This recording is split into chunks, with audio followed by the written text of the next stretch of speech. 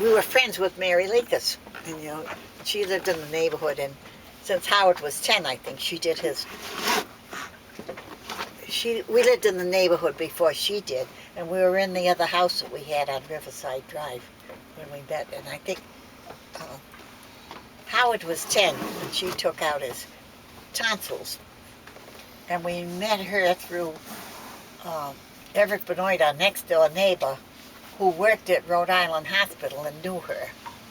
And I guess he told her about the house on Terrace Avenue. I had one of my parents to buy it. The older Cranshaw had died.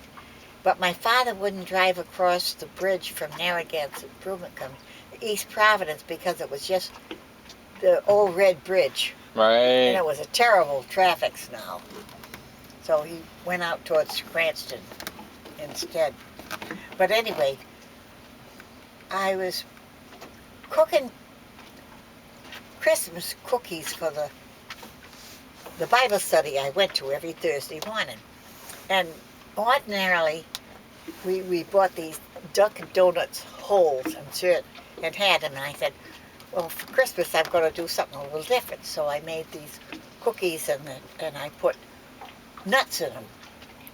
So I ate the cookies with the others, but one of the nuts got stuck in my throat. And I knew that was Mary Lekas' specialty.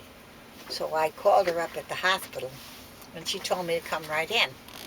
So I went into her office, and I heard her on the telephone. She's arguing over this doctor about she wanted the operating room, and he wanted the operating room.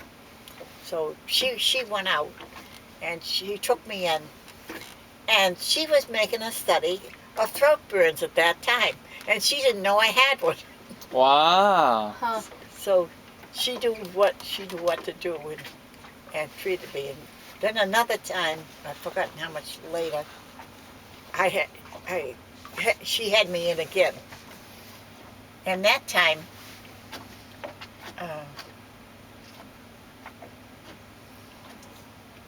it was in an emergency, so they put me in a room with about 3 other women.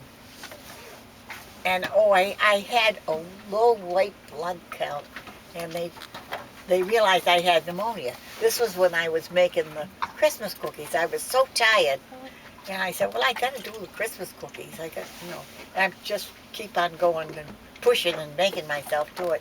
And they found I had pneumonia, and she was taking us out. And then they put me in an oxygen tent. And she was worried, and Ernie was worried then. And this other woman who's in the same room, because we don't have any reservation ahead, she's having a fit because she can't smoke. I think that's the time before they were so strict about smoking. Right? That must have been. Yeah, and she was bad that she couldn't light up because of this oxygen. The oxygen tent? Blow us up. Well, maybe you helped her out. Yeah. I don't know whether she quit or anything, but I remember them really worrying that time.